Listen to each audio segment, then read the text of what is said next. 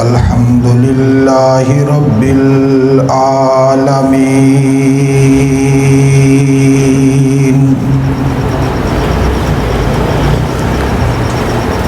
والعاقبة للمتقين والصلاة والسلام على سيد الرسل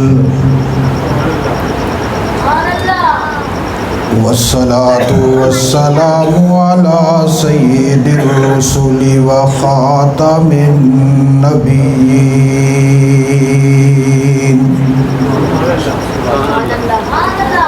وعلى آله وأصحابه الطيبين الطاهرين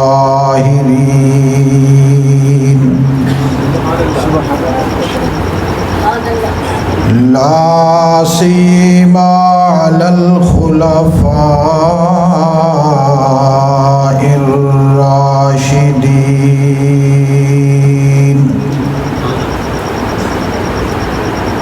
على الخلفاء الراشدين المهديين ولعنة الله على أعدائهم وأعداء الإسلام وأعداء الإسلام والمسلمين.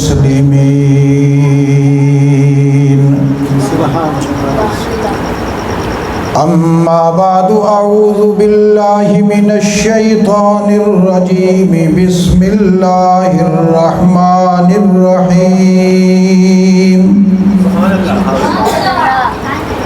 إنا أنزلناه في ليلة القدر وما أدراك ما ليلة القدر. ليلة القدر خير من 1000 شهر تنزل الملائكة والروح فيها بإذن ربهم من كل أمر سلام هي حتى مطلع الفجر. قال النبي صلى الله عليه وسلم من قام ليلة القدر إيمانا واحتسابا غفر له ما تقدم من ذنبه. صدق الله وصدق رسوله النبي الكريم ونحن على ذلك لمن الشاهدين والشاكرين والحمد لله رب العالمين.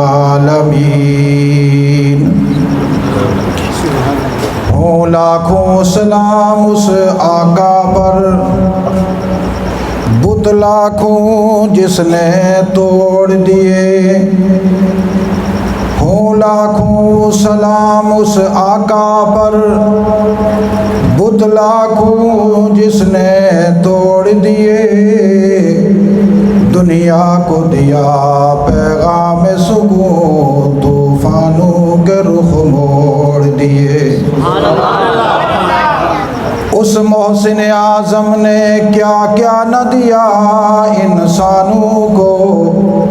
دستور دیا منشور دیا کچھ راہیں دی کچھ موڑ دیے. پھر کیوں نہ پڑھے ہم اللہم صلی علی محمد وعلی آل محمد کما صلیت علی ابراہیم وعلی آل ابراہیم إنك حميد مجيد اللهم بارك على محمد وعلى آل محمد كما باركت على إبراهيم وعلى آل إبراهيم إنك حميد مجيد۔ میرے انتہائی ذی احترام آج کی اس بابرکت باسعادت پر نور پر کیف بہاروں بھری مجلس میں شریک تمام برادران اسلام، علماء کرام، قرائے اعظام،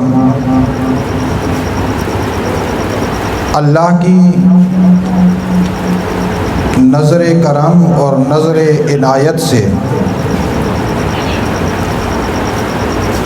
آپ نمازی حضرات نے یہاں مسجد اسماعیل میں جس کا انتظام، اہتمام، انصرام مولانا مفتی محمد شعیب صاحب کے زیر نظر ہے،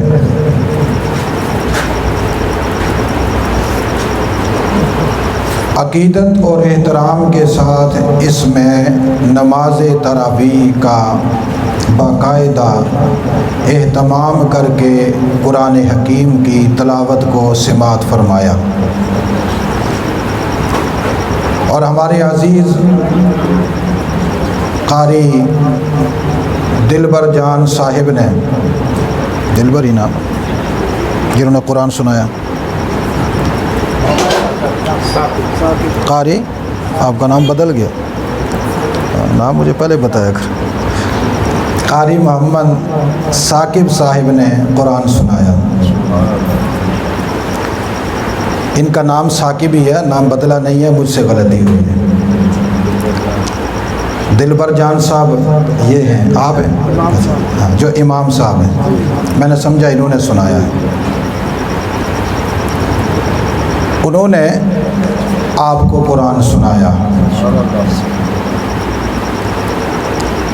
آپ نے یہ قرآن اپنی مرضی سے سنا یا اللہ کی رحمت سے سنا؟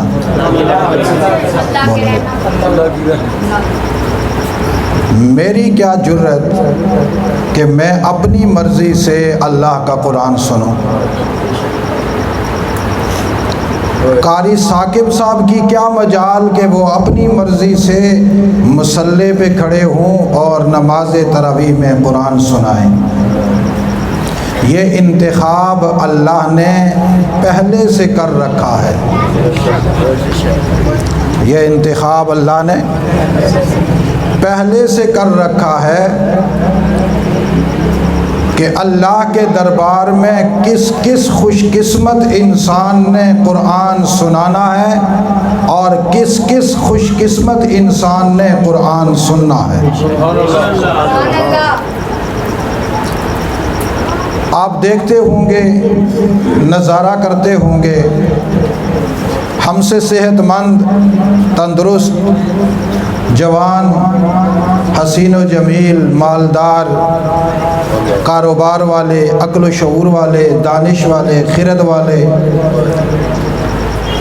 ان اوقات میں باہر گھوم رہے ہوتے ہیں، روڈوں پہ گھوم رہے ہوتے ہیں، کلبوں میں ہوتے ہیں، اور آج کل بہت زیادہ چونکہ چربی چڑھ جاتی ہے اس لیے جموں میں چلے جاتے ہیں، اور بہت زیادہ بیزار ہوتے ہیں، موبائلز پہ لگے رہتے ہیں، اپنی اپنی مصروفیات ہیں، جس کو جو مصروفیت اچھی لگتی ہے وہ اس کو اختیار کر لیتا ہے، لیکن باکمال انسان وہ ہے جو ماہ رمضان میں اپنے لیے مصروفیت چنے تو خدا کے قرآن کا پڑھنا اور خدا کے قرآن کو سننا اپنے لیے مصروفیت بنائے. اور یہ کمال بھی انسان کی 2 شرطوں کے ساتھ اللہ عطا فرماتا ہے. کتنی شرطوں کے ساتھ؟ 2 شرطیں اللہ نے رکھی ہیں. ان 2 شرطوں کا وجود انسانی میں پایا جانا ضروری ہے. جب یہ 2 شرطیں پائی جاتی ہیں اللہ کی رحمت اس طرح دوڑ کر اس بندے کے پاس آتی ہے جیسے لوہا بھاگتا ہوا مقناطیس کے پاس پہنچتا ہے. اور وہ 2 شرطیں ہیں. پہلی چیز ہے ایمان. دوسری چیز وہ ہے جو کتابوں میں لکھی ہے. اور ایک ایمان کی تعریف وہ ہے جو ہر آدمی اپنے اوپر فٹ کرتا ہے کہ میں صاحب ایمان ہوں. الحمدللہ میرے پاس ایمان ہے. کیا دلیل ہے تمہارے پاس ایمان کی؟ کہتا ہے میں نے کلمہ پڑھا ہے لا الہ الا اللہ محمد رسول اللہ. سند ہو گئی. اگرچہ اس کے کلمے کے الفاظ بھی صحیح نہیں ہوتے لیکن وہ کہتا ہے کہ میں نے کلمہ پڑھا ہے میں صاحب ایمان ہوں. ذرا سمجھیے گا بات کو. یہ تو وہ تعریف ہے جو ہر آدمی کرتا ہے لیکن قرآن کے سینے میں انسان ڈوب جائے, قرآنی آیات میں گہرائی کے ساتھ غمازی کرے, قرآنی آیات کو سمجھنے کے لیے ان میں اپنی عقل و شعور کو کھپا ڈالے. اور نتیجتاً جو ایمان کی تعریف سمجھ میں آتی ہے وہ یہ ہے کہ انسان کا دل ہر وقت اللہ کی یاد میں لگا رہے, کوئی لمحہ اللہ کی مرضی کے خلاف نہ گزارے. کوئی لمحہ اللہ کی مرضی کے خلاف نہ گزارے. اب ذرا دیکھیے گا,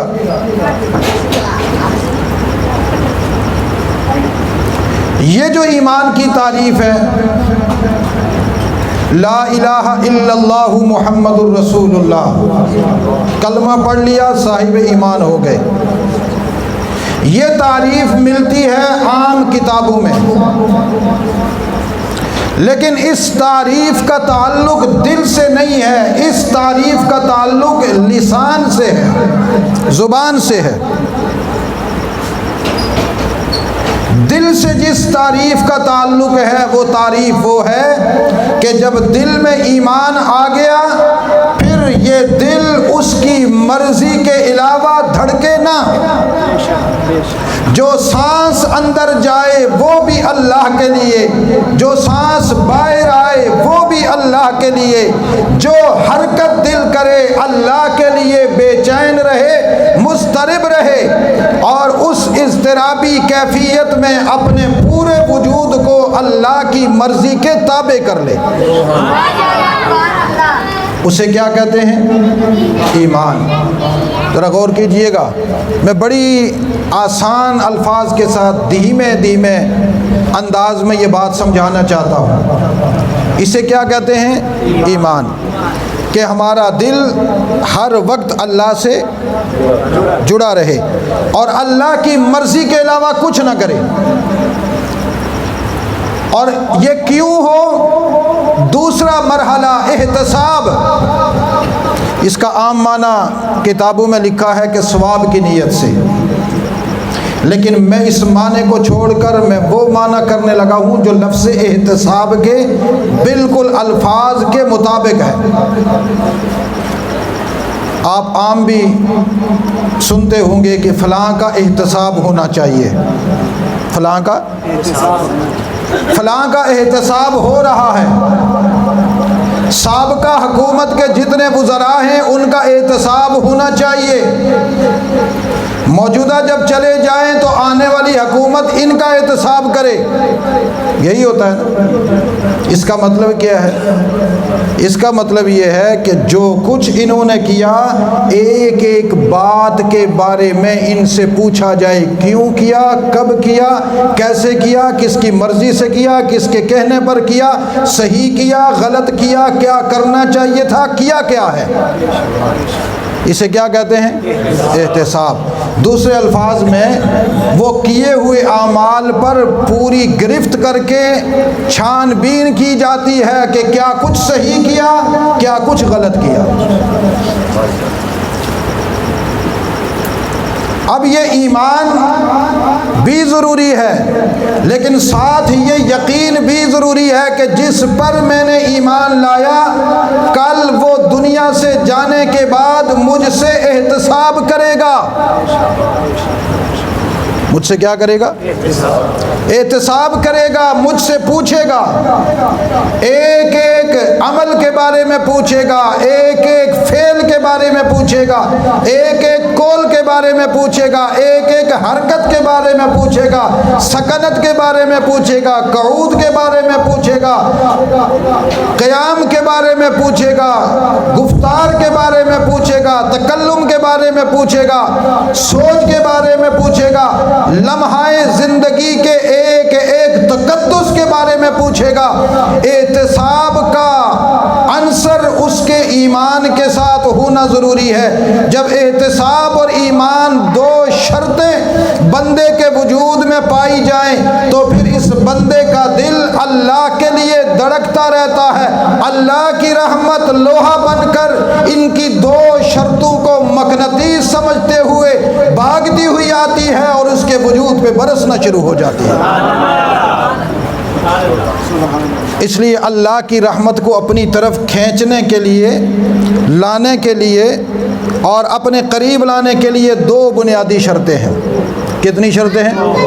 اور یہ دو شرطیں میں اپنی طرف سے نہیں بیان کر رہا، سرکار دو عالم صلی اللہ علیہ وسلم نے اپنے فرمان مقدس میں باقاعدہ ان کا وضاحتی جملہ اور وضاحتی ارشاد نوٹ کروایا ہے۔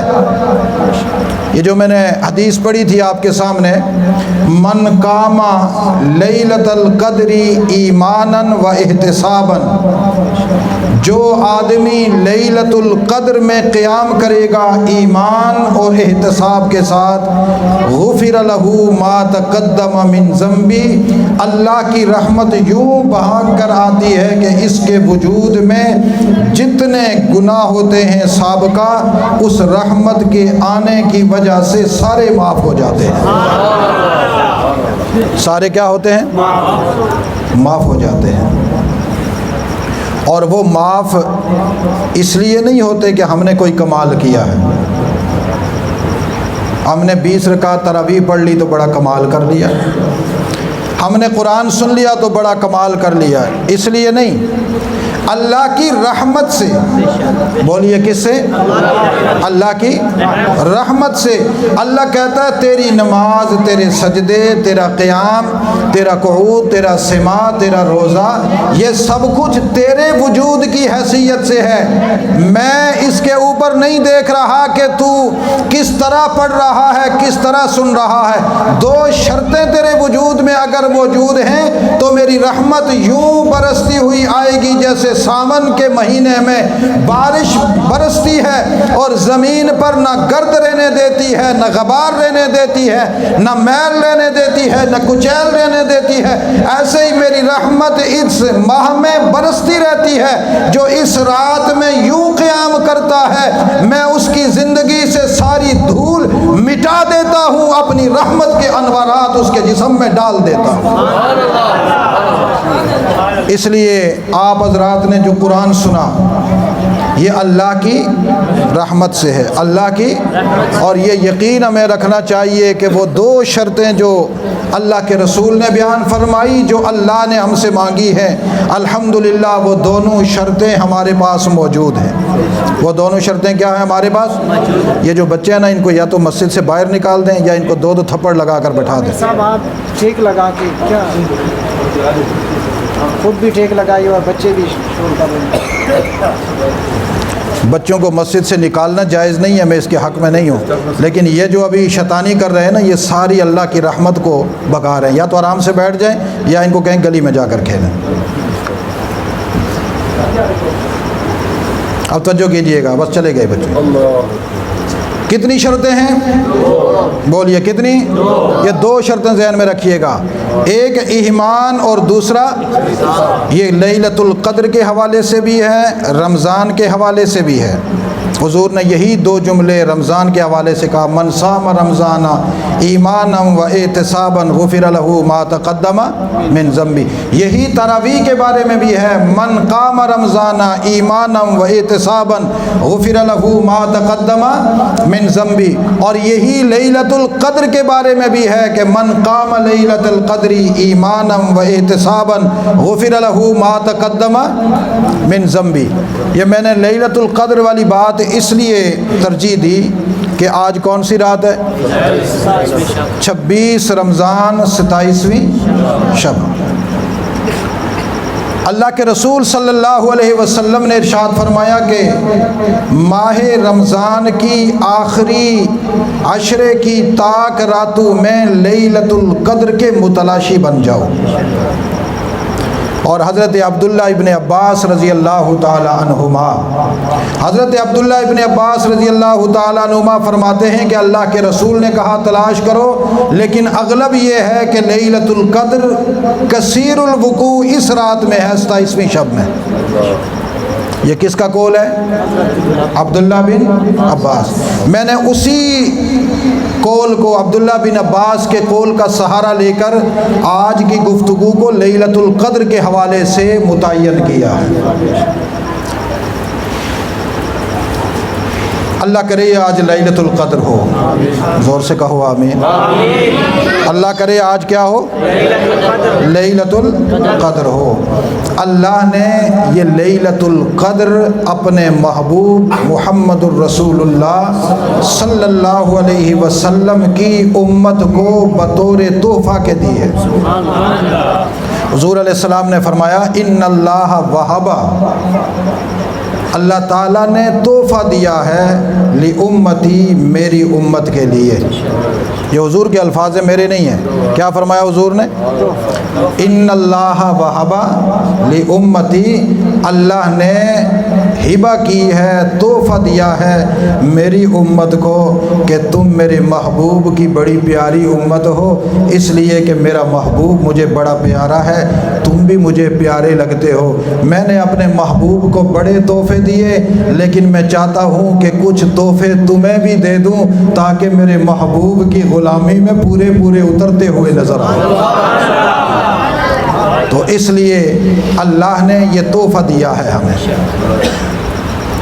اب یہ جو تحفہ اللہ نے دیا ہے اس کی شان بھی قرآن میں بیان ہے۔ جو سورہ میں نے تلاوت کی سورہ قدر سب کو معلوم ہے، انا انزلناہ فی لیلۃ القدر۔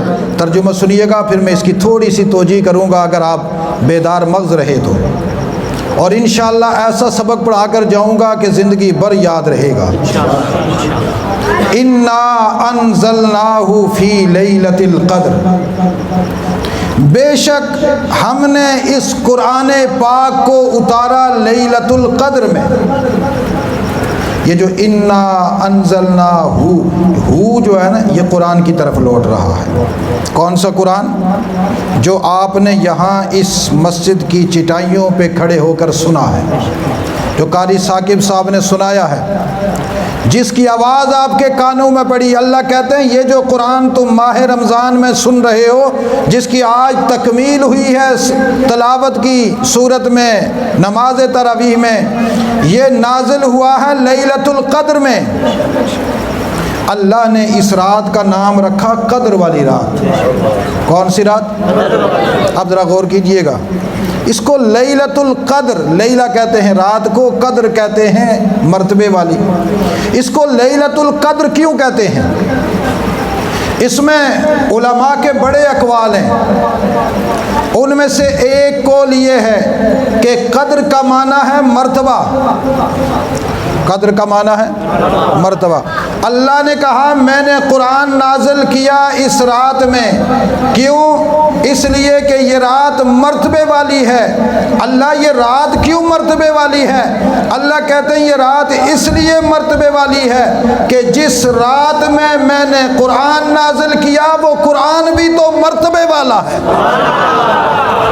وہ قرآن بھی مرتبے والا ہے، اس لیے میں نے اس رات کو بھی مرتبے والا بنایا، تعظیم والا بنایا، عظمت والا بنایا، شان والا بنایا۔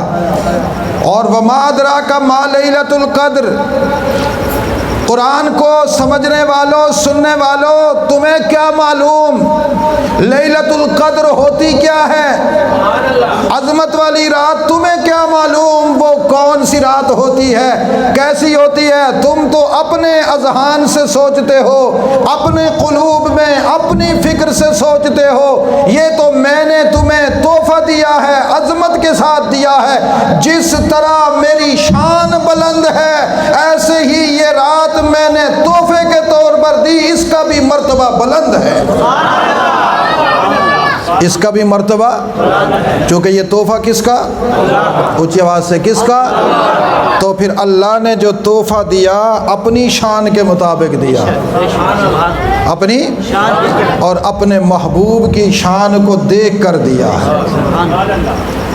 دوسرا معنی، یہ ایک معنی، دوسرا معنی ہے قدر کا معنی لیلۃ القدر، ہم نے اس کو لیلۃ القدر میں نازل کیا۔ لیلۃ القدر، قدر کا معنی یہ ہے کہ یہ وہ رات ہے، اس رات میں جو عبادت کرے گا اللہ اس کو بھی صاحب قدر بنا دیتے ہیں۔ اللہ یہاں لیلۃ القدر سے مراد کیا ہے؟ ایسی لیلہ جس میں صاحب القدر، قدر والے لوگ، عظمت والے لوگ، مرتبے والے لوگ، شان والے لوگ، عظمت والے لوگ، رفعت والے لوگ، تفضل والے، تشرف والے، تکرم والے لوگ اللہ کے سامنے قیام کرتے ہیں۔ اس رات کو اللہ کے لیے اپنی عبادت کے ساتھ متصف کر کے رات گزارتے ہیں۔ اللہ عرش برین سے فرشتوں کو کہتا ہے نگاہ نیچے کر کے دیکھو عظمت والے لوگوں کی پیشانیوں کی طرف کہ یہ میرے سامنے کھڑے ہو کر عبادت کر رہے ہیں، گواہ ہو جاؤ میں نے ان کے مرتبے اور عظمتیں اپنے عرش برین کے ارد گرد لکھ دیے ہیں، ان کے نغمے، ان کے نام، ان کے ترانے میں نے عرش پہ لکھ دیے ہیں۔ اور یاد رکھیے گا جو اللہ کی عبادت سچے انداز میں کرتا ہے اللہ اس کا نام زمین کے ذرے ذرے پہ لکھ دیتا ہے، ہواؤں میں لکھتا ہے، فضاؤں میں لکھتا ہے، چار دانگ عالم پھیلا دیتا ہے، آسمانوں پہ لکھتا ہے، بلندی ہوتے ہوئے عرش برین کے ارد گرد لکھتا ہے، اور عرش برین کے قریب سے لے کر زمین تک جتنے فرشتے ہیں وہ سارے اس کے حق میں دعائیں مغفرت کرتے ہیں۔ تو اس رات کو لیلۃ القدر اس لیے بھی کہتے ہیں کہ یہ رات کون سی ہے؟ وہ رات ہے کہ جس میں عبادت کرنے والے صاحب قدر بن جاتے ہیں، عبادت کرنے والے صاحب قدر بن جاتے ہیں۔ آج آپ عبادت آپ نے کی، کر رہے ہیں، بیٹھے ہیں تو صاحب قدر ہوئے نا، بولیے صاحب۔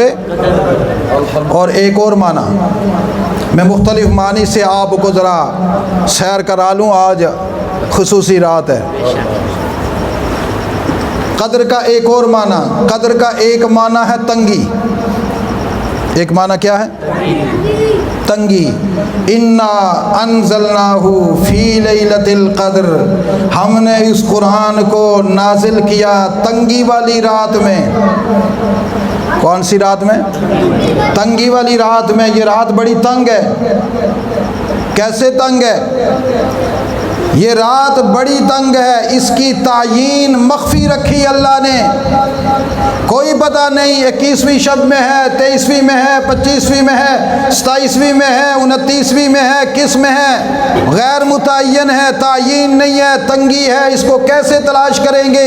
اس کو پانا، اس کو تلاش کرنا بڑا مشقت کا کام ہے، تضیق ہے، اس میں تنگی ہے، وسعت نہیں ہے۔ میں تو 21ویں شب میں جاگا، وہ 23ویں میں آ گئی، میں 23ویں میں جاگا، وہ 25ویں میں آ گئی، میں 25ویں میں جاگا، وہ 27ویں میں آ گئی، وہ 27ویں میں جاگا، وہ 29ویں میں گئی، میں 29ویں کا انتظار کرتا رہا، وہ 27ویں میں گزر گئی، میں 27ویں کا انتظار کرتا رہا، وہ 25ویں میں گزر گئی، میں 25ویں کا انتظار کرتا رہا، 21ویں میں گزر گئی، مجھے پتہ ہی نہ چلا۔ اللہ کہتے ہیں میں نے قدر والی رات جو رکھی تھی اس میں تنگی رکھی ہے، تنگی اس لیے رکھی ہے ذرا تنگ ہو کر اس کو تلاش کرو، اس لیے کہ عظمت والی چیزیں آسانی سے مل جائیں کوئی قدر نہیں کرتا، میں نے اس کی قدر کروانے کے لیے تنگ کر کے رکھی ہے۔ جب میرا مومن بندہ تنگ ہو کر، تنگی میں پڑ کر تلاش کرتے کرتے اس کو پانے کی کوشش کرے گا، اگرچہ اس کا وجود تنگی میں مبتلا ہوگا، میں عرشوں سے اعلان کروں گا کہ رحمت کے دریا بہا دو اس کی تنگی پر، جتنا یہ تنگ ہوا ہے اس سے 1000 گنا بڑھا کر میری رحمت سے اس کو درجات دیتے جاؤ۔ یہ 21ویں کو جاگتا رہا، وہ نہیں ملی، 23ویں کو جاگا، نہیں ملی، 25ویں کو جاگا، نہیں ملی، تلاش کر رہا ہے یا اللہ مجھے قدر کی رات مل جائے۔ اللہ کہتے ہیں تیرے سجدوں کی بھی مجھے اتنی ضرورت نہیں، یہ جو تو سرگرداں ہے نا، گھوم رہا ہے، سارے کام چھوڑ کر مصلی پہ کھڑا ہے، مسجد میں بیٹھا ہے، قرآن کی تلاوت کر رہا ہے، ذکر کر رہا ہے، میری عبادت کر رہا ہے، یہی تیری تنگی جس میں میں نے تجھے مبتلا کیا، اسی لیے تو میں اس کو تنگی والی رات کہہ رہا ہوں۔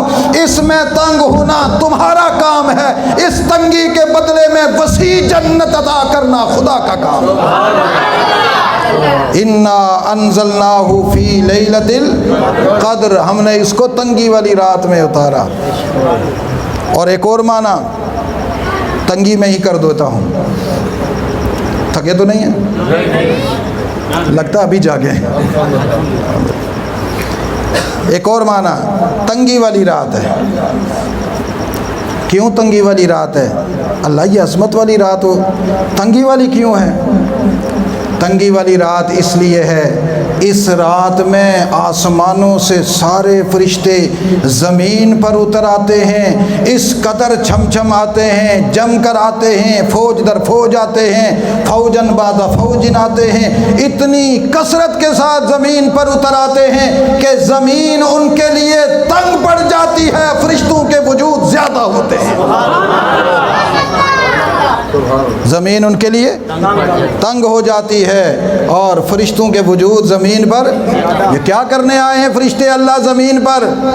اللہ کہتا ہے یہ رات بڑی کمال والی ہے، یہ عرشوں سے اتر کر آتے ہیں، آسمانوں سے اتر کر آتے ہیں، فضاؤں سے اتر کر آتے ہیں، ساری ڈیوٹیاں چھوڑ کر آ جاتے ہیں۔ یا اللہ تیرے محبوب کی امت کو تلاش کرنے آئے ہیں، کس جگہ پر، کس مقام پر، کون سا بندہ کس حالت میں تیرے سامنے عبادت کر رہا ہے، سجدے کر رہا ہے، ریاضت کر رہا ہے، تھکاوٹ کے باوجود تجھے یاد کر رہا ہے، ہم ان کا دیدار کرنے آ رہے ہیں، اور دیدار کرنے کے بعد ان کے حق میں دعائے مغفرت کرنے آ رہے ہیں۔ وہ فرشتے کیوں آتے ہیں؟ میرا اور آپ کا، بولو میرا اور آپ کا دیدار کرنے آتے ہیں۔ اللہ ان لوگوں کا دیدار تو کریں جنہوں نے نہ تجھے دیکھا، نہ تیرے محبوب محمد مصطفیٰ کو دیکھا، نہ اس کی ذات کو دیکھا، نہ تیری ذات کو دیکھا، بن دیکھی ذات خدا، بن دیکھی ذات مصطفیٰ، ان کو تو نہیں دیکھا، لیکن اس کی محبت میں، اس کی سیرت میں، اس کے کردار میں، اس کے عمل کو اپناتے ہوئے تیری عبادت کر رہے ہیں۔ اللہ ہمیں ان کے دیدار کا شوق چڑھ گیا ہے۔ اللہ نے کہا آسمانی فرشتوں، عرش برین کے فرشتوں، کل کائنات کے فرشتوں، تمہیں اجازت ہے جاؤ جا کر ان کا دیدار کرو۔ وہ آ کر راتوں میں دیدار کرتے ہیں، اس طرح دیدار کرتے ہیں کہ صبح تک دیدار کرتے رہتے ہیں۔ حدیث کے جملے ہیں، اللہ کے رسول نے فرمایا صبح تک دیدار بھی کرتے ہیں، دعائے مغفرت بھی کرتے ہیں۔ صبح تک دیدار بھی کرتے ہیں اور دعائے مغفرت بھی کرتے ہیں۔ اچھا، یہ جو فرشتے آتے ہیں، یہ فرشتے ایک ایک کر کے، دو دو کر کے کس طرح آتے ہیں؟ قرآن کہتا نا ان کا چیف کمانڈر جبرائیل، ان کا سردار، ان کا ہڈ، ان کا سردار، ان کا بادشاہ، ان کی کمان کرنے والا جبرائیل اپنے مخصوص انداز میں تیاری کرتا ہے، یہ اس کے پیچھے پیچھے وہ بھی آتا ہے۔ جبرائیل اتنے فرشتوں کو لے کر آ رہے ہو، جبریل کہتا ہے کہ میں نے بار بار محمد کے چہرے کی زیارت کی۔ غور کیجئے گا، جملہ بھی ابھی آیا ہے میرے دماغ میں۔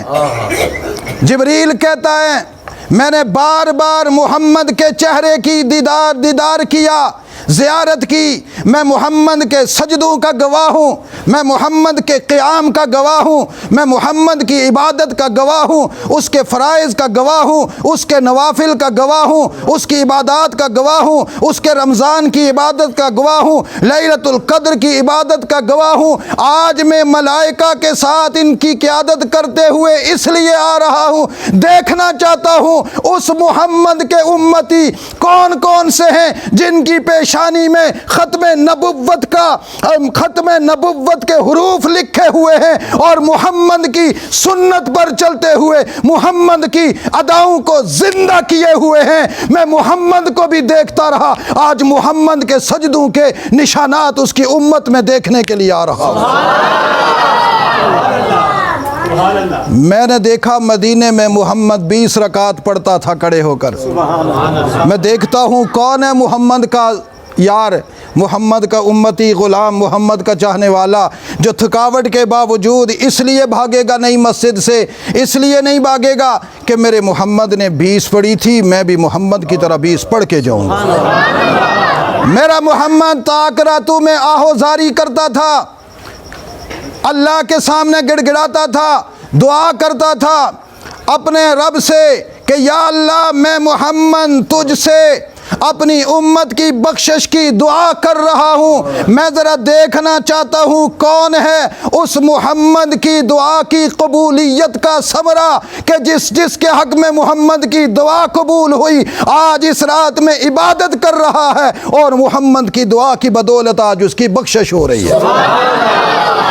میں دیکھنا چاہتا ہوں محمد کے اس امتی کو کہ جب محمد نے اس رات میں رو کر کہا اللہ میری امتیوں کو بخش دینا، آج کون ہے اس محمد کی لاج رکھنے والا جو اس محمد کے طریقے کو اپناتے ہوئے آج محمد سے وفا کر رہا ہے۔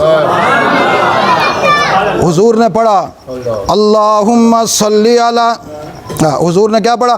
اللہم اغفر لی امتی، پڑھو اللہم اغفر لی امتی، سجدے میں پڑھ رہے ہیں اللہم اغفر لی امتی، اے میرے اللہ میں محمد تیرے دربار میں پیشانی رکھ کر تجھ سے دعا کر رہا ہوں، رمضان کی راتوں میں، تاک راتوں میں، لیلۃ القدر میں، یا اللہ میری امت کو معاف فرما دے۔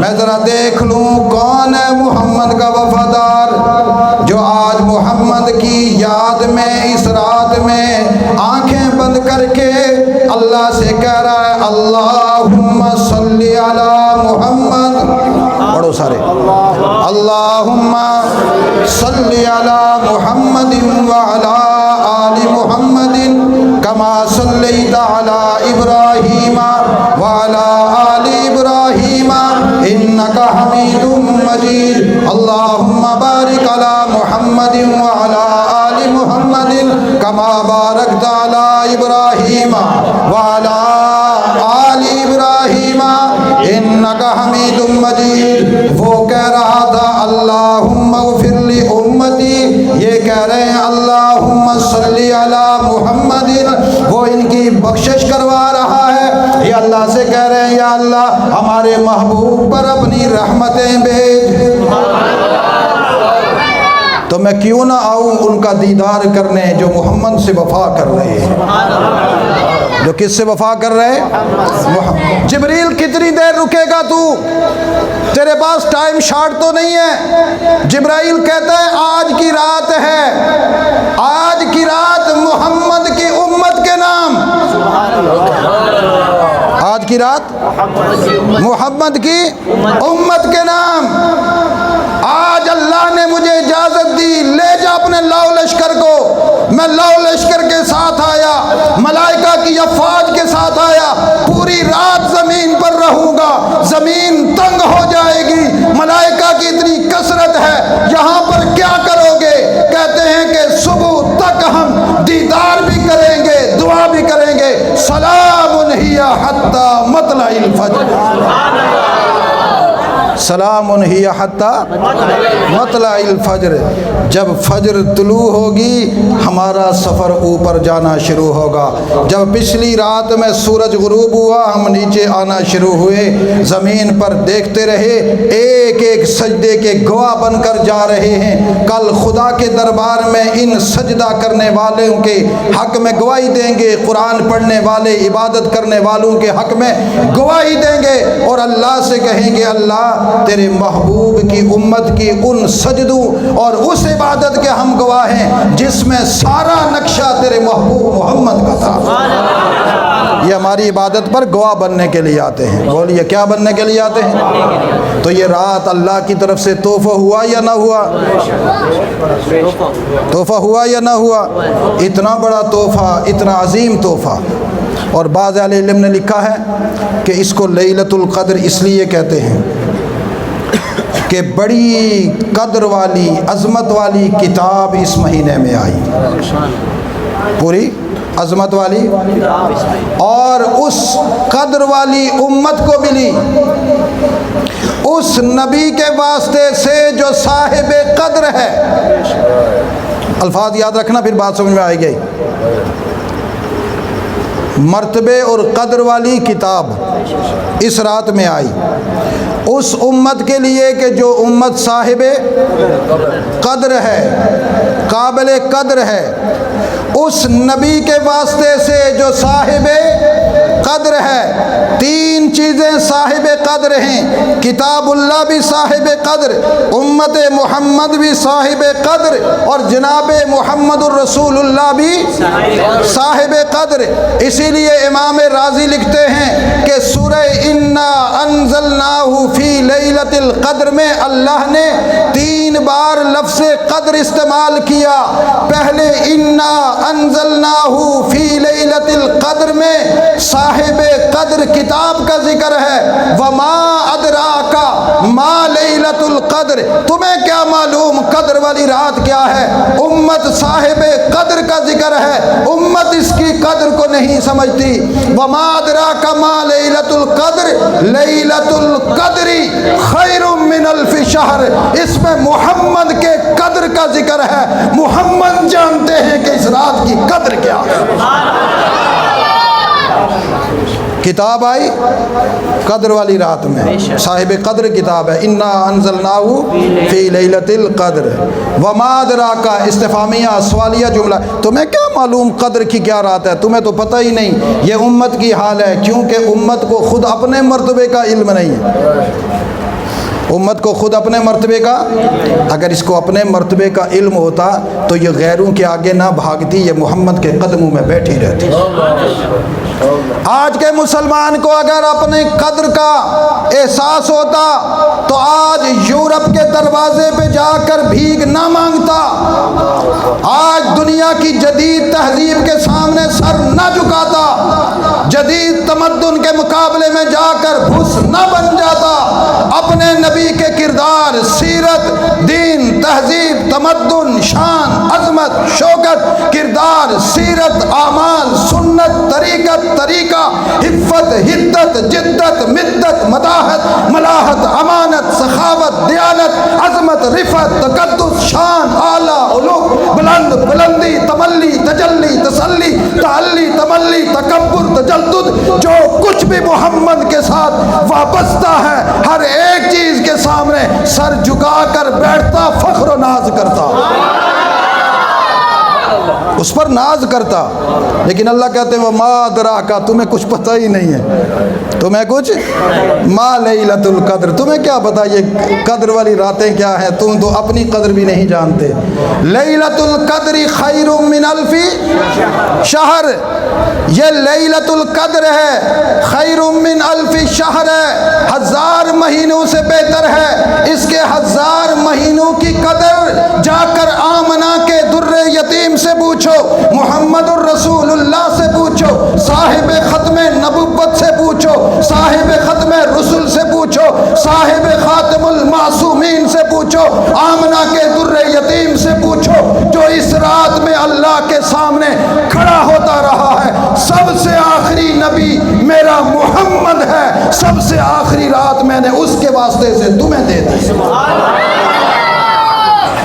اللہ نے کہا اس کے بعد اور کوئی رات، بولو اور کوئی رات خیر من الف، اسی لیے حضور علیہ السلام نے ایک دفعہ ذکر کیا، ظاہرہ وحی کے ذریعے سے حضور کو بتلایا گیا۔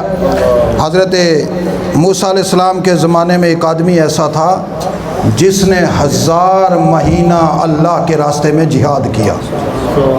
ایسے ایسے لوگ تھے 1000 مہینہ عبادتیں کیا کرتے تھے۔ حضور علیہ السلام کو بتلایا گیا آپ کا امتی تو 63 سال کی زندگی رکھتا ہے، جو 63 سے اوپر جاتا ہے وہ بونس میں جیتا ہے، ورنہ حضور کی امت کی عمر کتنی ہے، بولو کتنی ہے، 63 سال ہے۔ کوئی 40 سال میں مرے گا، کوئی 42 میں مرے گا، کوئی 50 میں مرے گا، کوئی 52 میں مرے گا، بہت ہی کوئی جیا تو 72 سال میں جائے گا۔ 72 کے بعد کہتا ہے کہ میرا سارا کام فارغ، لیکن ان کی 1000 مہینے ان کی عبادتیں کھڑے ہو کر کرتے تھے۔ میری امت کی تو اتنی عمر ہی نہیں ہے۔ اللہ نے کہا محبوب پریشان کیوں ہوتے ہو، میں نے تمہیں آخری نبی جو بنایا، اس جملے کو دہراؤ، میں نے تمہیں، آپ کے بعد کوئی اور نبی، کوئی اس طرح کا ایسا کوئی، یا اس طرف سے یوں آئے گا، یا کوئی ایسا کہ جس کی ایک ٹانگ ہی ٹیڑھی ہو، کوئی ذلی، کوئی بروزی، کوئی امتی، کوئی مرتبہ نبوت پر فائز ہونے والا، کوئی کلبوشن، کوئی بھی نہیں۔ محبوب آپ آخری نبی ہیں، صاحب ختم نبوت ہیں، آپ کی امت آخری امت ہے، آپ کے بعد کوئی اور امت نہیں۔ اسی لیے حضور نے فرمایا انا خاتم النبیین لا نبی بعدی ولا امت بعدی، میں محمد گواہی دے کر جا رہا ہوں کہ میں آخری نبی ہوں، میرے بعد کوئی نبی نہیں، میں آخری امت چھوڑ کر جا رہا ہوں، اس کے بعد کوئی اور امت نہیں آئے گی، قیامت تک نام چلے گا جس امت کے ساتھ تو میں محمد کا نام چلے گا۔ جو کسی اور نبی کی طرف اپنے آپ کو منسوب کرے گی اس کا قبلہ برطانیہ ہوگا، بیت اللہ نہیں ہوگا۔ وہ آسمانوں سے نبوت نہیں ملی ہوگی، وہ کسی برٹش فرشتے نے اس پر وحی نازل کی ہوگی۔ آخری نبی جو ہے، لہٰذا میں آخری امت تیری بنائی ہے، اس کو نوازنا تو ہے۔ پہلی امتوں نے جتنی جد و جہد کی، جتنی کوششیں کی، جتنا کچھ کیا، بے شک وقت ان کے ساتھ زیادہ تھا، تیری امت کی عمر تو کم ہوگی، میں نے وہ آخری رات ان کے نام کر دی ہے، جس رات میں وہ چند گھنٹے جاگیں گے، میں عرش برین سے فرشتوں کو حکم کروں گا لکھو لکھو لکھو لکھو، کیا لکھوں اللہ؟ خیر من الف شہر، 1000 مہینے کیا ہوتے ہیں، اس کا ایک ایک سجدہ 1000 مہینوں سے بہتر ہے،